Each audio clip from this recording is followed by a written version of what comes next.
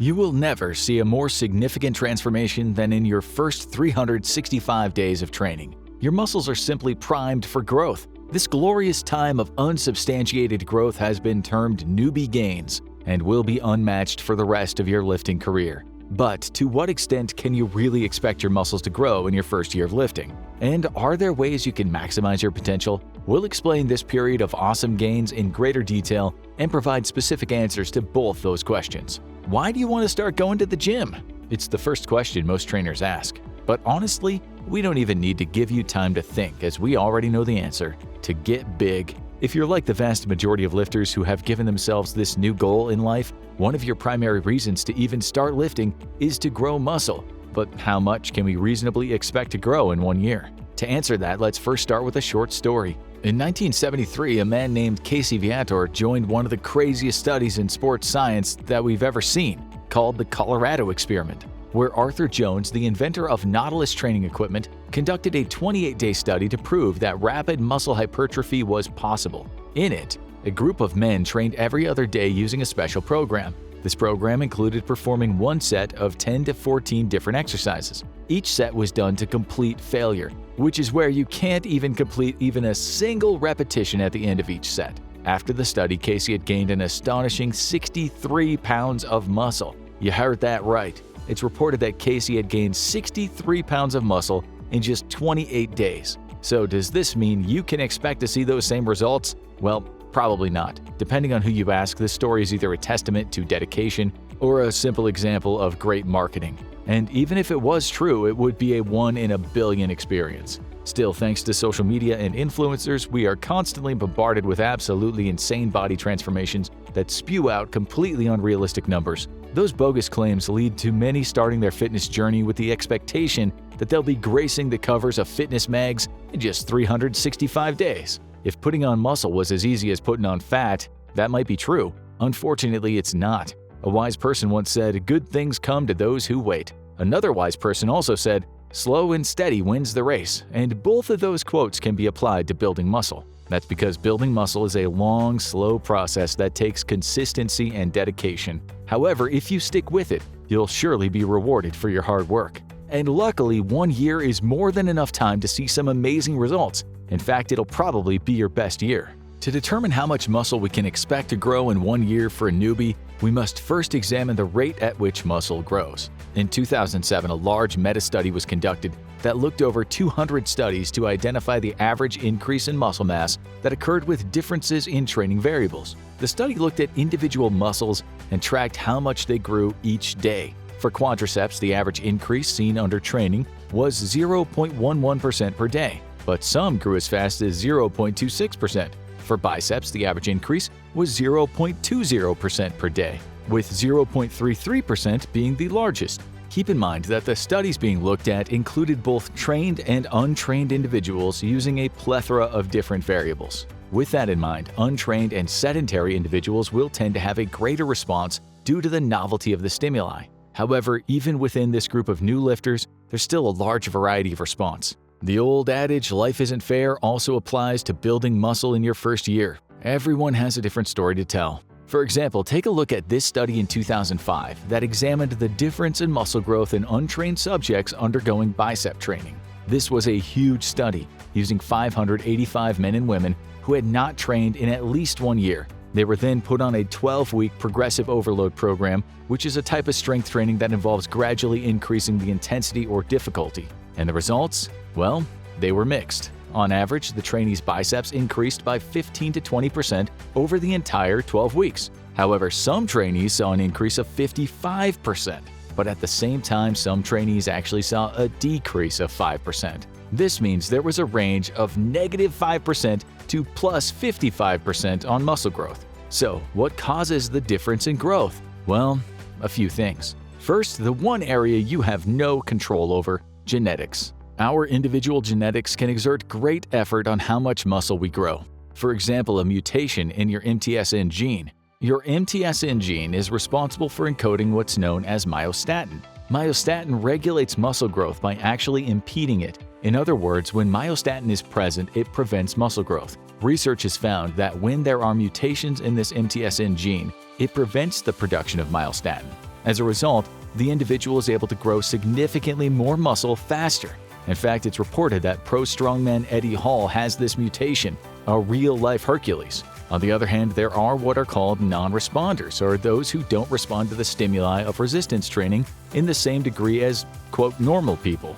A 2011 study attempted to identify what caused differences in muscle growth, so they placed 56 active but untrained men on a 5-day-a-week training program for 12 weeks. At the same time, they were looking for the presence of something called microRNAs. These microRNAs are non-coding RNA molecules that regulate muscle protein synthesis.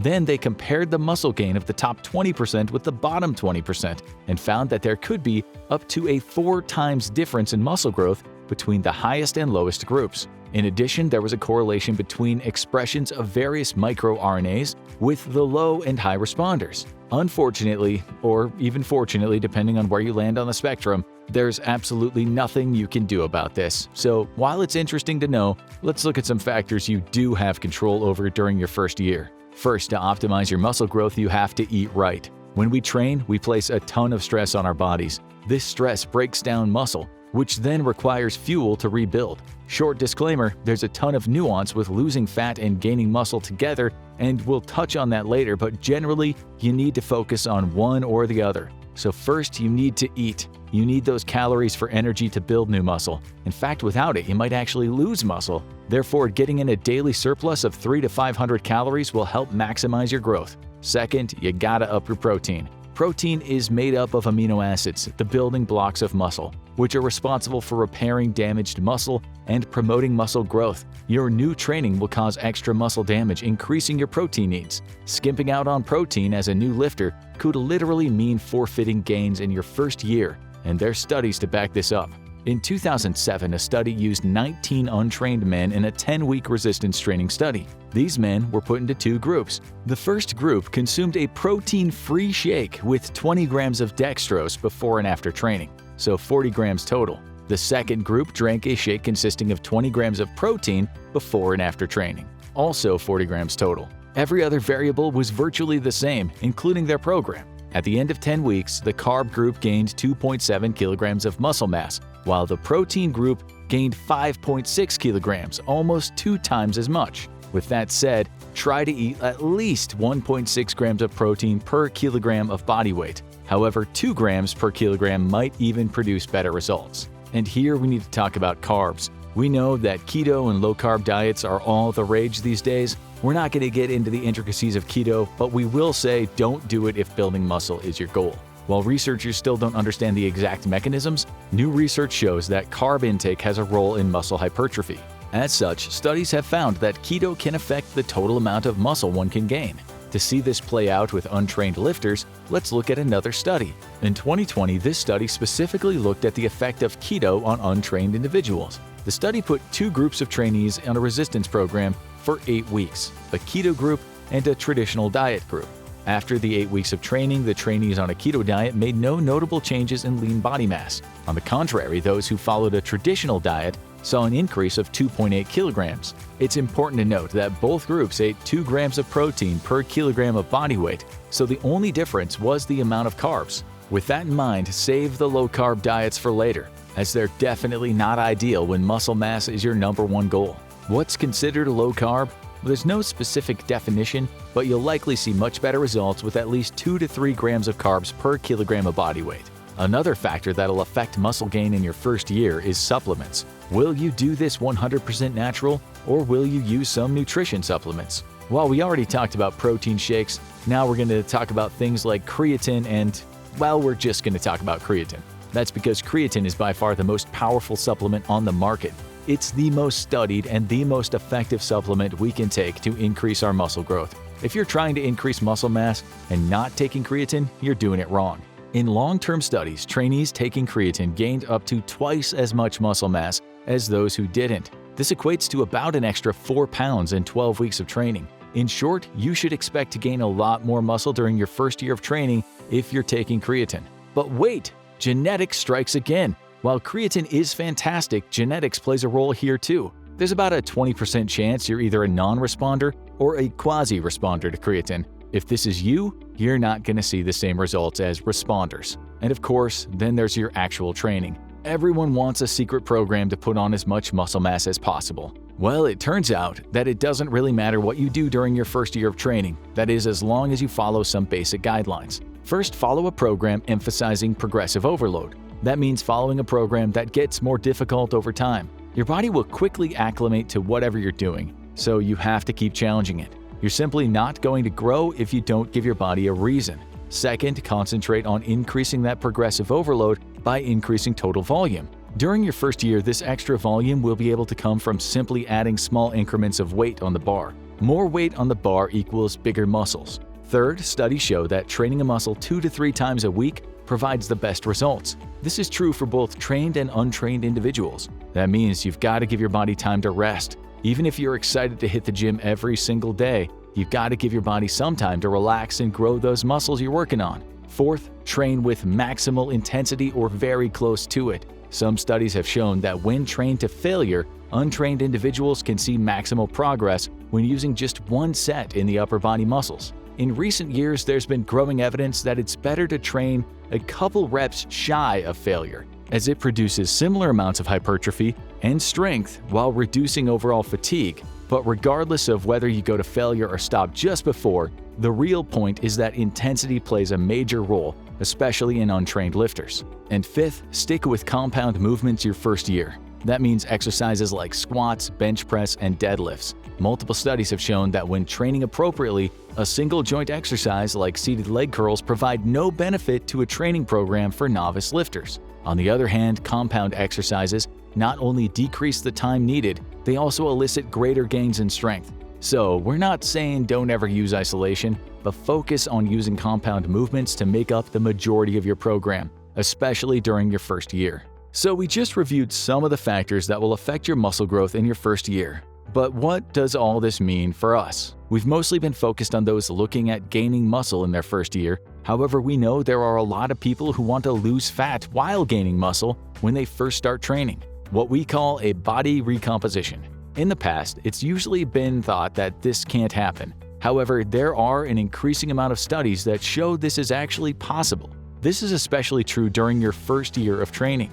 As a new lifter in your first year, the stimuli of the weights will be completely new, causing a massive response. For example, in 2006, a study using recreational bodybuilders showed a 10-week program resulted in a gain of 5 kilograms of muscle mass while decreasing 1.5 kilograms of fat. Remember, these men were novices, not completely untrained, which suggests that 100% untrained could see even better results. As long as you don't eat an excess amount of calories, you can probably expect to see a loss of fat on some level. This will largely depend on your starting body fat percentage. However, just to be sure you stick with one goal for your first year. Don't try to get huge and shredded for that first summer. If you're really concerned with dropping fat in your first year, we recommend you eat an even higher amount of protein, since the one common variable in most studies that show a successful body recomp is high protein. Dr. Jose Antonio from ISSN did a fascinating study on just this in 2022. He used 2 groups of trainees on an 8-week program. The 2 groups were a normal protein group who received 2 grams of protein per kilogram of body mass, and a high protein group who received 3.4 grams per kilogram. At the end of the 8 weeks, both groups saw an increase in fat-free mass of 1.5 kilograms. Now, what's intriguing is even though the high-protein group consumed significantly more calories than the normal group due to the additional calories from the protein, they actually had a greater decrease in body fat, with the higher protein group losing an average of 1.6 kilos of fat versus 0.3 kilograms lost by the normal group.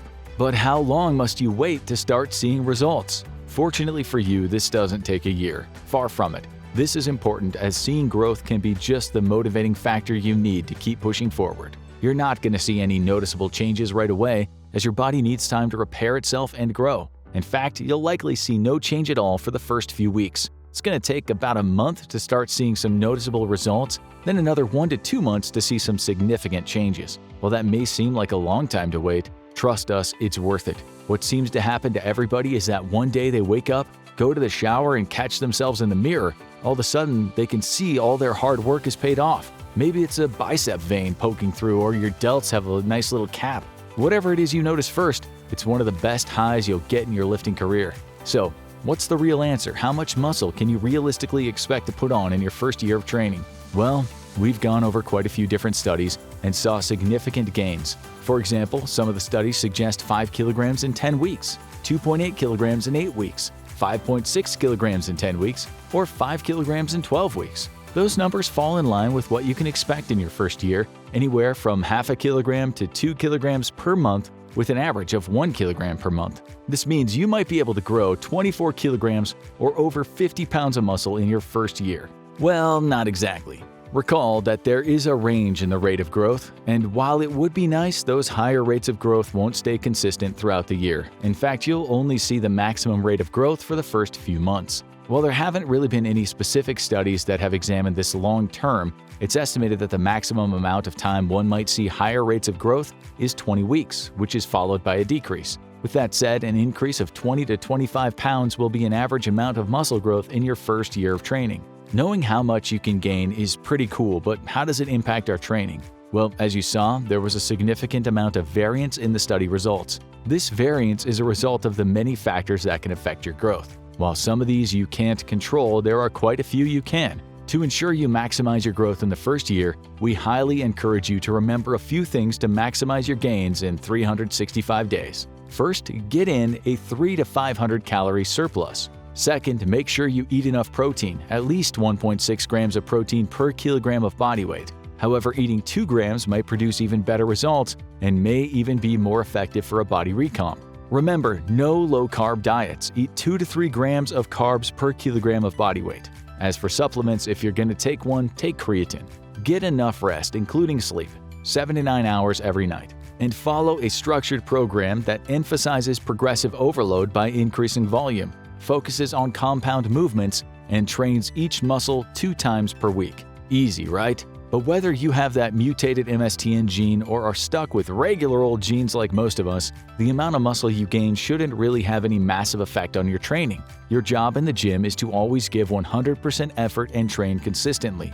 Then, you just gotta fuel, rest, and do it all over again. If you do that, you've done your job. This repetition and consistency is the true secret of maximizing your muscle mass in year 1 of training and for all of the years beyond that first one.